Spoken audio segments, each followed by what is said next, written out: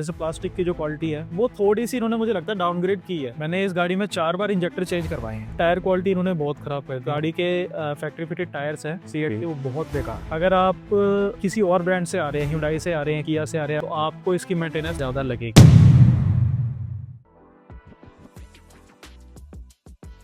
एक ऐसी कार जिसने फोक्सवैगन की सेल्स को बढ़ा दिया, यंगस्टर्स के मन में जर्मन का टेस्ट लगा दिया और सबके मन में जर्मन को लेकर रिस्पेक्ट बढ़ा दी।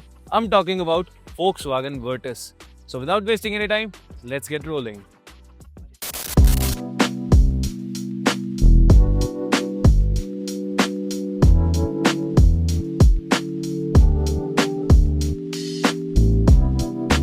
जैसा कि आप सब लोग को पता है, मेरे पास होंडा सिटी है मैनुअल 1.5। तो मैं इसका आज एक ब्रूटली ऑनेस्ट रिव्यू दूंगा आपको, क्योंकि मुझे झूठ बोलना पसंद नहीं है। मैं आपको सारी कमियां बताऊंगा और सारी खूबियां बताऊंगा जो इस कार के अंदर है, एंड एंड में मैं आपको ओनर से भी उनका पर्सपेक्टिव बताऊंगा। अभी बात करते हैं उस चीज के लिए जिसके लिए वर्टिस फेमस है, फॉर इट्स पावर।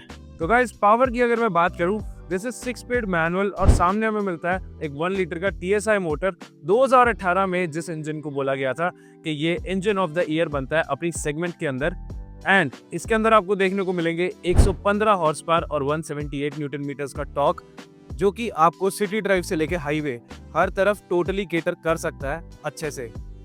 पर हर एक इंजन के साथ कुछ पॉजिटिव्स एंड नेगेटिव्स आते हैं। इस इंजन के अंदर आपको पावर अच्छी देखने को मिलेगी कंपैरेटिवली। अगर मैं किसी नेचुरली एस्पिरेटेड 100 सीसी के इंजन से बात करूं, तो फॉर एग्जांपल होंडा सिटी वाले से, तो मिड रेंज में आपको बहुत स्ट्रांग मिलेगी, पर लो एंड में आपको काफी टर्बो लैग देखने को मिलेगा। हाईवे पे आप चलाओगे तो इंजन काफी फ्रीली रन करता है, but meanwhile in the city मुझे लगता है कि थोड़ा सा स्ट्रेस्ड हो जाता है मामला, क्योंकि बार बार टर्बो लैग के अंदर आप रहते हो।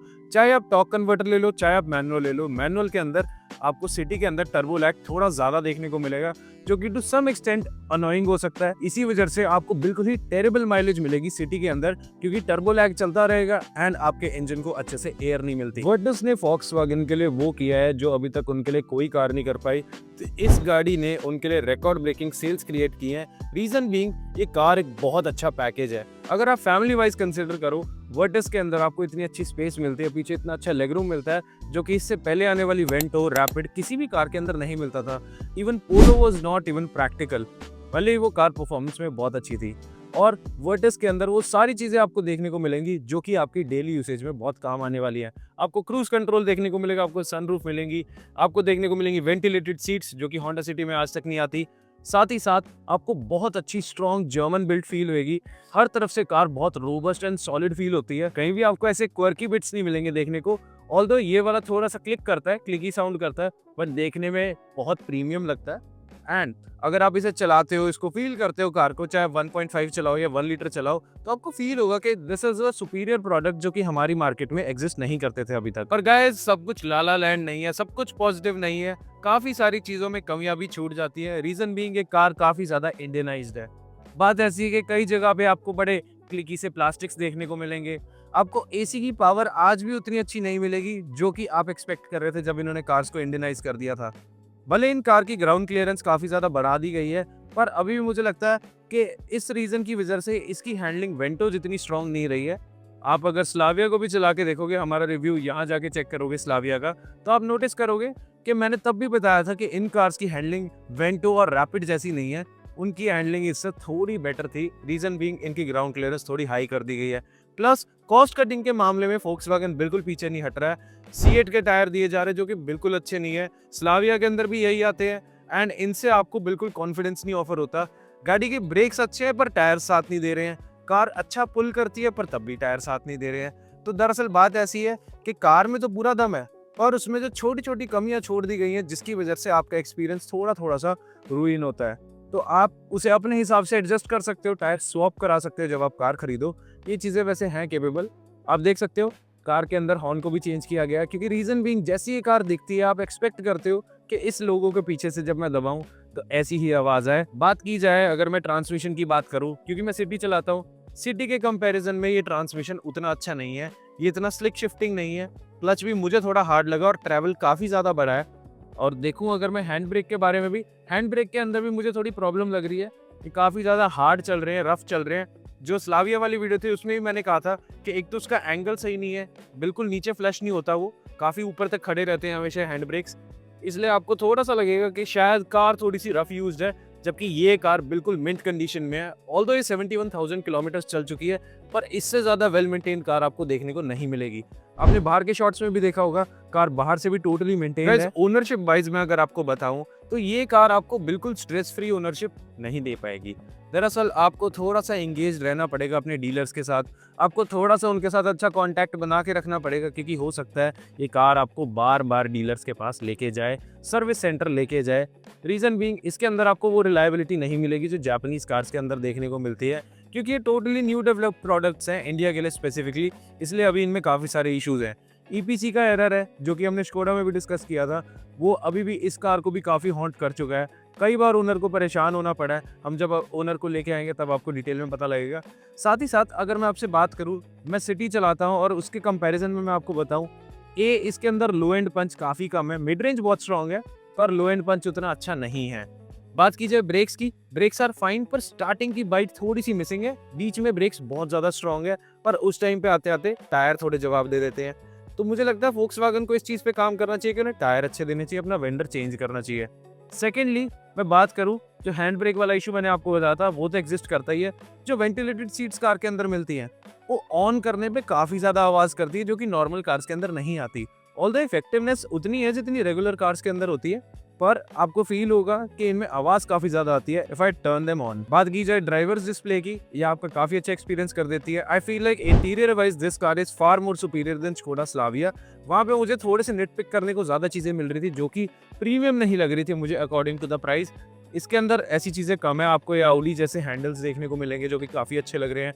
आपको ओवरऑल ये थोड़ी सी बेटर बिल्ट लगेगी, बाहर से भी आप देखोगे तो ये आपको देखने में मेरे ओपिनियन में बेटर लगती है मुझे स्लाविया से। पर स्लाविया जहां इसे बीट करती है वो है वेरिएंट्स के बीच में। ये कार टॉप लाइन है, आई मीन 1 लीटर का सबसे टॉप मोस्ट मॉडल है, वो भी मैनुअल के अंदर। ये कार आपको 15.5 लाख रुपए की मिलेगी। वहीं पे स्लाविया का एक वेरिएंट आता है 16,39,000 रुपीज़ का, जो कि आपको 1.5 इंजन के साथ DSG दे सकता है। वहाँ पे वो कार थोड़ी वैल्यू में आ जाती है, पर ओवरऑल जो ये कार थी स्पेसिफिकली मुझे लगता है वर्टस एज अ कार थोड़ी सी बेटर है स्लाविया से। इस बात की जाए, मैं आपको थोड़ी सी और चीज़ें बता दूं कार खरीदने से पहले जो आपको पता ही होनी चाहिए कि ये देख 3 सिलेंडर इंजन है। तो आप अगर मान लो मारुति से या किसी और कार से आ रहे हो जो पेट्रोल कार थी, तो आपको ये इंजन स्मूथ नहीं लगेगा। आपको लगेगा कि इसके अंदर वाइब्रेशंस हैं। आप आइडल खड़े होगे, जब आप कार को लेके खड़े हो तो आपको हल्की हल्की जगह जगह पे स्टीयरिंग पे, सीट पे वाइब्रेशन फील होंगी। पर अगर आप एक डीजल कार से अपग्रेड कर रहे हो, इसके ऊपर आ रहे हो, तो आपको बिल्कुल नहीं फील होगा, आपको लगेगा काफ़ी ज़्यादा स्मूथ और रिफाइंड है। दरअसल बात ऐसी, 3 सिलेंडर इंजन जो होते हैं वो वेल बैलेंस नहीं होते, तो इसलिए उनके अंदर हमेशा वाइब्रेशन ज़्यादा देखने को मिलेंगी। पर 3 सिलेंडर्स में जो सबसे अच्छा इंजन है वो यही इंजन है, इससे ज़्यादा अच्छा इंजन आपको नहीं मिलेगा 3 सिलेंडर के अंदर। पर अगर आप इस कार को कंसिडर करो तो कुछ चीज़ों को दिमाग में ज़रूर रखना। कि कार भले ही आपको सुनने में लग रहा है हाई ग्राउंड क्लियरेंस है, सब कुछ है, इसका व्हील बेस काफ़ी बड़ा है। तो अगर आप 5-6 लोग बैठ के किसी भारी स्पीड बम्प के ऊपर से जाओगे तो ऑब्वियसली आपकी कार नीचे टच होगी, आपको आराम से ही चलानी पड़ेगी। आपको हाईवे पे, सिटी में परफॉर्मेंस ओवरऑल अच्छी मिलेगी, पर आपको माइलेज में कॉम्प्रोमाइज करना ही पड़ेगा, क्योंकि TSI मोटर है, turbocharge stratified injection, which means कि जब कंबशन चेंबर है उसके अंदर बिल्कुल एंड में फ्यूल डाला जाता है, वो भी बिल्कुल कंबशन चेंबर के अंदर, जिससे आपको कार्बन बिल्डअप देखने को थोड़ा ज्यादा मिलेगा। सीधे शब्दों में बताऊं, वंस इन अ वाइल आप अपनी कार को डाउन शिफ्ट करो, इसे गुड ओल्ड इटालियन ट्यून दो। कहने का मतलब है इसे दौड़ा लिया करो ताकि कार्बन बिल्डअप आपको देखने को ना मिले एंड आपकी कार हमेशा स्मूथ चलती रहे। हे गाइस, मुझे पता था आप बोर हो गए मुझे गाड़ी चलाते थे, इसलिए मैंने सोचा मैं आपको चलवा दूं। और अब हम अपना एंथुजियास्ट वाला सेगमेंट पूरा कर लेते हैं। आप देख सकते हैं इंटीरियर्स बहुत प्यारे हैं, पर एंथुजियास्ट की बात की जाए, अगर मैं स्टीयरिंग की बात करूं, स्टीयरिंग का फीडबैक अच्छा है, पर ओवरऑल आई विल से स्टीयरिंग थोड़ा ज़्यादा लाइट है मेरी प्रेफरेंस के अकॉर्डिंग। जो आपको हाइड्रोलिक स्टीयरिंग वाली फील मिला करती थी वो सब आपको देखने को नहीं मिलेगी, क्योंकि अब स्टीयरिंग थोड़े से लाइट हो गए हैं न्यू कार्स के अंदर। एंड अब देखोगे मिड रेंज के अंदर कार बहुत अच्छा पुल करती है। आसपास भी देखो अगर, वाओ, मिड रेंज काफ़ी ज़्यादा स्ट्रॉन्ग है कार का।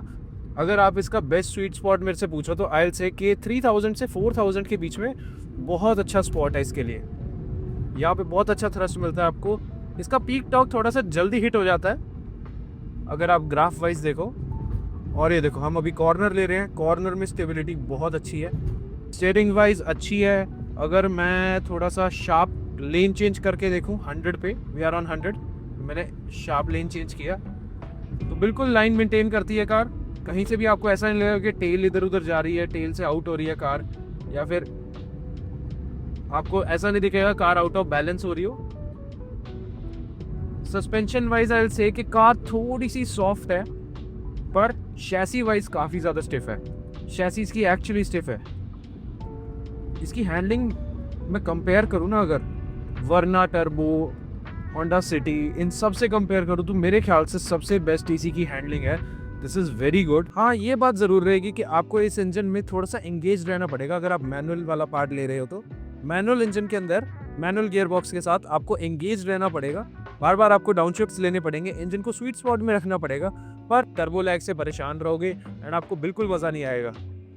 अब आप देख रहे हो 95 pm शार्प कॉर्नर आ रहा है, वी आर गोइंग इन, बिल्कुल बॉडी रोल नहीं है। ये चीज़ें हैं जो आपको सेडान में देखने को मिलती है, ये चीज़ें हैं जो आपको जर्मन कार्स के अंदर देखने को मिलती है।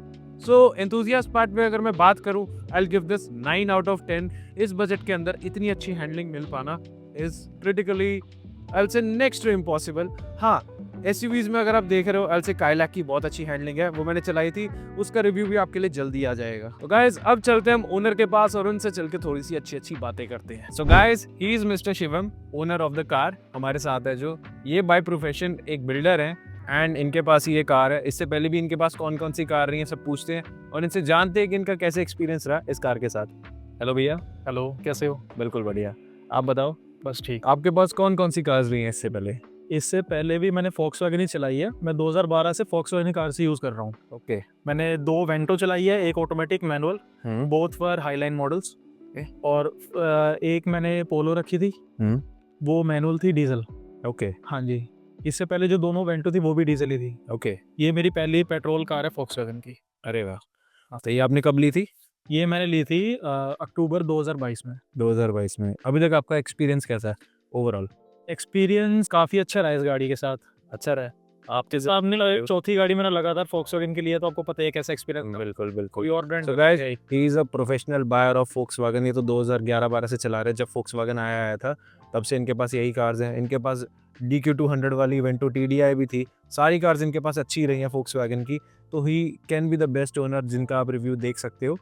तो आप अगर मुझे कार के बारे में बताओ, अभी तक आपका एक्सपीरियंस तो अच्छा रहा है, पर कुछ चीज़ें जिन्होंने आपको सेट ऑफ किया हो थोड़ा बहुत रही हैं जो आपने पुरानी वेंटो और इससे कंपैरिजन में फील किया हो? बिल्कुल बिल्कुल। एक तो इसमें सबसे ज़्यादा तो ये चीज़ रही है कि अगर जो मटेरियल है उसमें गाड़ी का, कोई भी आप एक्सटीरियर का ले लो, मेनली तो इंटीरियर है, जैसे प्लास्टिक की जो क्वालिटी है वो थोड़ी सी इन्होंने मुझे लगता है डाउनग्रेड की है। वो चीज़ आपको वैसे देखने में पता नहीं लगा, आपको टच करके फील होगी वो चीज़। ओके। यहाँ पे जैसे जो क्लीननेस हो रही है थोड़ा जो मटेरियल, जो इसमें जो थोड़ा सा इंटीरियर दबाने पे हल्की सी आवाज़ आती है, वेंटो और बोलो में कभी भी नहीं थी। ओके। हाँ, वो गाड़ी तो लेजेंडरी थी मेरे ख्याल से। हाँ जी, बिल्कुल बिल्कुल बिल्कुल। और दूसरा इसमें ये था कि इसका एसी मेरे को थोड़ा वीक लगा। मुझे कभी भी, मैंने जब से गाड़ी ली है 22 से ऊपर, मैं इसको मतलब उससे डाउन ही मेरे को रखना पड़ता है टेम्परेचर मेंटेन करने के लिए। मतलब उससे अगर नीचे रहो 23-24, तो ऐसा लगता है मुझे एसी की मतलब ज़रूरत है, स्ट्रॉन्ग एसी की ज़रूरत है। एसी की मतलब प्रॉब्लम है ही है। हाँ, जैसे बहुत सारे लोग कहते हैं कि अब Volkswagen में वो बात नहीं रही, 2.0 कार्स में वो बात नहीं है, आप उस पर कितना एग्री करते हो? 50%। 50%? यस। 50% आपको अभी भी लगता है कि कार्स अच्छी हैं? हाँ। मैं अगर आपको गाइस अपना ओपिनियन इसी बात के ऊपर बताऊं, तो मेरे अकॉर्डिंग ये कार्स काफ़ी इवॉल्व कर गई हैं। जिस कॉस्ट पे कार्स आज सब कुछ दे रही हैं, मेरे ख्याल से मैं 80% तक उस पर शिफ्ट करूँगा। कई सारी अच्छी चीज़ें हैं जो पुरानी कार्स वाली नहीं रही, पर इस न्यू कार के अंदर भी काफ़ी सारी बहुत अच्छी चीज़ें हमें देखने को मिल रही हैं। जैसे इतने अच्छे ड्राइवर्स डिस्प्ले आने लगे हैं, इतने सारे फीचर्स हैं, वेंटिलेटेड सीट्स हैं जो इसके काफ़ी सारे काउंटर पार्ट्स में भी नहीं आ रहे हैं। एंड परफॉर्मेंस के मामले में इन कार्स को बीट करना काफ़ी मुश्किल आज भी, जो पहले भी केस रहता था। तो अब अगर मैं सबसे इंपॉर्टेंट पार्ट पे आऊँ, जो मैं हमेशा पूछता हूँ, आप मुझे इस कार के बारे में 5 पॉजिटिव और 5 नेगेटिव्स बता दो। तो पॉजिटिव से शुरू करते हैं। है तो वैसे 5 से ज़्यादा ही है, मैं सारे बता देता हूँ। तो रिव्यू देखे उनको, इनके से गाड़ी के लिए, इसके लिए अगर खरीदनी होगी है तो उनको हेल्प हो जाएगी काफ़ी। ओके। नेगेटिव इसमें ये है, एक तो इसका इंजेक्टर्स का रिलायबिलिटी इशू बहुत ज़्यादा है। मैंने इस गाड़ी में 4 बार इंजेक्टर चेंज करवाए हैं। 4 बार? 4 बार। ये तो मेरी कार वारंटी में थी, 6 महीने में 4 बार। ऑलराइट। वैसे मेरी गाड़ी को 3 साल हो गया, 2 साल तो अच्छी चली, लेकिन अभी इस साल 2025 में स्टार्टिंग से लेके अब तक जी मेरी गाड़ी में 6 महीने में 4 बार इंजेक्टर चेंज हुए हैं।